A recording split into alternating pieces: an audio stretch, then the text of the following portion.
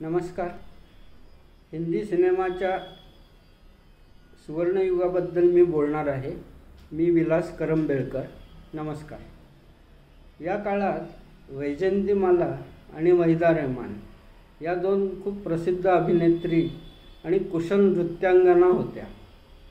विशेष म्हणजे दिलीप कुमार, राज कपूर आणि देव आनंद या तिन्ही दिग्गज कलाकारांबरोबर या दोघींनी कामं केली होती. गंमत अशी की वैजयंतीमालांनी दिलीप कुमारबरोबर 7 तर देवानंदबरोबर 3 सिनेमामध्ये कामं केली आणि याच्या अगदी उलट वहिदा रहमाननी दिलीप कुमारबरोबर 3 आणि देवानंदबरोबर 7 सिनेमांमध्ये कामं केली. आणि योगायोग असा की दोघींनी राज कपूरबरोबर मात्र प्रत्येकी 2-2च सिनेमे केले. तर अशी ही गंमत. पण गंमत म्हणजे हे सगळे सिनेमे म्युझिकल हिट होते आणि बॉक्स ऑफिसवर अगदी हिट झालेले होते. नया दौर, मधुमती, गंगा जमुना, संगम, गाईड, ज्वेल थीफ कितीतरी म्हणून अशी नावं आपल्याला सांगता येतील.